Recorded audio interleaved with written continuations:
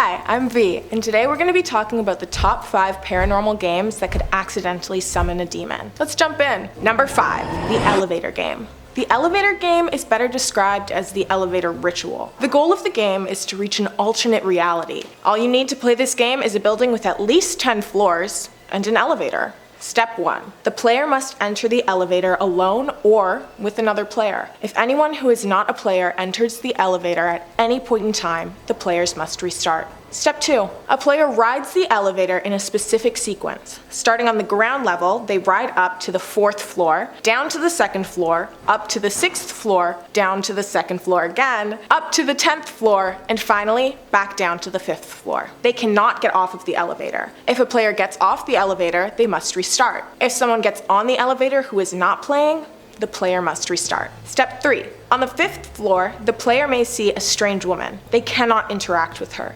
answer any of her questions, or even look at her. They must ignore her completely. If they don't, it is possible that they'll be stuck in the alternate reality forever. They will not be able to restart. Step 4. Press the 1st floor button. If the elevator goes to the 1st floor and the doors open, the player must exit immediately and not look at anyone. They should not restart. If the elevator goes down to the 1st floor, the doors remain closed, and then it begins going upwards, congratulations, I guess. The player has made it to the other world. Players who have made it to the other world have described it in many different ways. Some say that the world mirrors ours almost exactly, with slight uneasy and unnoticeable differences. Others say that the power is completely out and no one is around. They're free to walk around, but urged to be careful when interacting with people. Once they've explored and it's time to get back, they must follow these exact steps. Step 1. The player gets on the exact same elevator that they did before. It is important that they are 100% sure that it is the same elevator, inside and out. If it is not the same elevator, they must get out and find the one they began in. Once the elevator begins moving, they cannot restart. Step 2. The player will go to the same floors in the same order as they did before. 4, 2, 6, 2, 10, and 5. Step 3. Once at the 5th floor, they'll press the 1st floor button. Step 4. If the elevator goes down, they will get off on the 1st floor. Yay! They've made it home safely. However, if the elevator begins ascending after pressing the 1st floor button, the player must quickly press any button to get off on any other floor before the 10th, or press the emergency stop button and wait for authorities to arrive. If the elevator makes it up to the 10th floor, the player will be trapped. There's no way for them to restart. So, if spending a couple hours going up and down an elevator sounds fun to you, I suggest giving it a try. But maybe write the instructions down. There's a large margin of error, and an even larger consequence for making mistakes. Number 4, the closet game. If you have a closet with a light in it, and a light switch on the outside of the closet, you can somewhat safely play this exciting game, and get a new permanent roommate in the process. You need at least 2 people, a pitch dark room, and a candle with matches. Step 1. The group should get prepared. Turn off all the lights in the room, making sure that the space is completely dark. Everyone takes time to prepare and get in sync. Then, the leader will take everyone into the closet. Step 2. The group will gather in the closet, ensuring complete darkness. Step 3. Led by the leader, the group will begin to chant, "Show me the light or leave me in darkness." If the group begins to hear whispers, immediately light the candle, exit the closet, and shut the door immediately. The game cannot continue. If the group does not hear whispers or noises, everyone must stay in the closet and continue playing. Step 4. The group may ask the voices questions. Questions may be answered in whispers or by tapping on players' shoulders. Step 5. When the group is ready to end, the leader will light the candle, lead everyone out of the closet quickly, and shut the door securely behind them, turning on all of the lights. The most important part to remember becomes the light in the closet. If the closet is ever opened again, the light must always be on before. Otherwise, the voices that were summoned will be able to haunt the group for eternity. So yeah, if you're looking for a terrifying way to bond with some friends and to make some new ones, then this is the game for you.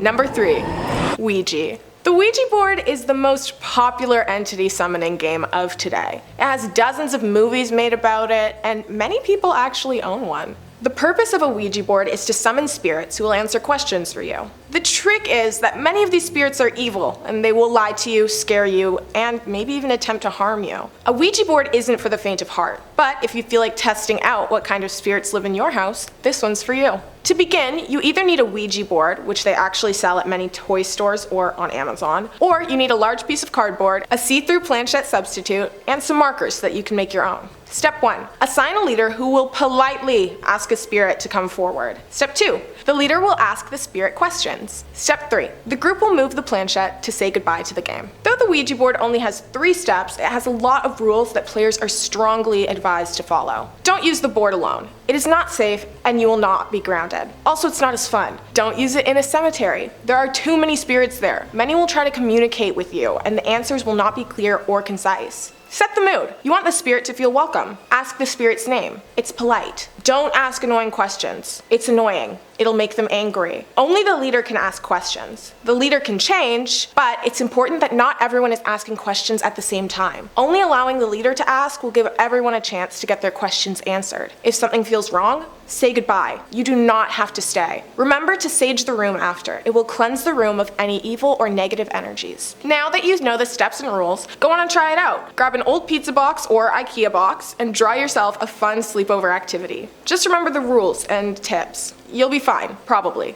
Number 2, hide and go seek alone. This game comes with a wonderfully welcoming disclaimer. If you don't follow the steps properly, you will not survive. Do not play this game at all. You will not survive. Sounds fun? Let's learn how to play. The player will make sure they're completely alone, taking their pets to a safe place outside the playing zone, and then they'll begin preparing. What they'll need: a stuffed doll with limbs, rice, a fingernail or hair from their body, a blade, red thread, salt water or salt, a bathtub with water, and a very safe space. Step 1. Fix the furry friend. The player will name it something like Fluffy or Snuggy. Then they will cut it open, empty it of all its stuffing, and refill it with rice and their clipped hair or nail. Then they will sew the doll closed with the red string and wrap the remaining string around the doll. Step 2. Preparing for the game. The player will turn off all the lights in their house, leaving only the TV on. They'll fill up the bathtub and wait until 3 a.m. 3 a.m., they will take the doll into the bathroom with them and sternly repeat, "First tiger is," and then their own name, 3 times, with their eyes closed.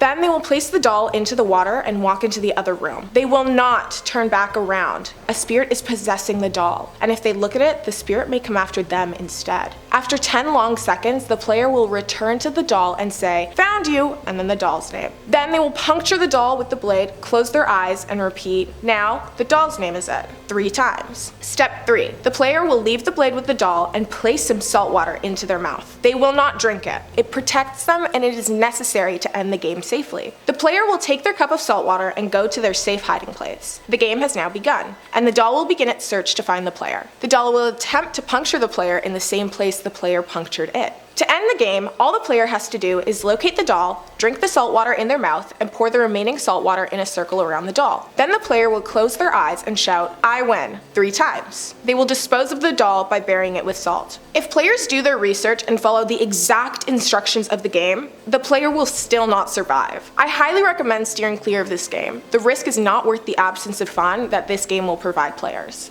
Number 1, the fortune game. Would you like to know your future, even if it cost you your life? Some people do, and they participate in the fortune game. The fortune game's purpose is simple: to discover what life has in store for you. There are 3 things that players need before beginning this game: a comb, a face covering, and a literal crossroad, like an intersecting path with 4 separate exits. You get it. Step 1. A player goes to the crossroads, strums the comb to make it make noise while repeating the words, "Tsuji-Ura, Tsuji-Ura, grant me a true response." The player repeats these words 3 times and then begins to wait. If nobody comes to the crossroad, the player must end the game immediately. If someone the player knows approaches them, they cannot proceed. The player must end the game immediately. If a stranger approaches, the player may continue. Step 2. The player will cover their face and allow the stranger to approach. They will not remove their face covering. When the stranger is close enough, the player can ask them to reveal their future. If the stranger does not answer or says no, the player should not ask again. The player should let them go and can wait for another stranger. If the stranger agrees, the player will listen to them carefully and thank them for their time. The player will only uncover their face once the stranger leaves. The player may now return home with a new insight on the rest of their lives. That brings our list to a close. Let me know in the comments below what your thoughts on these games are. Have you ever played one before?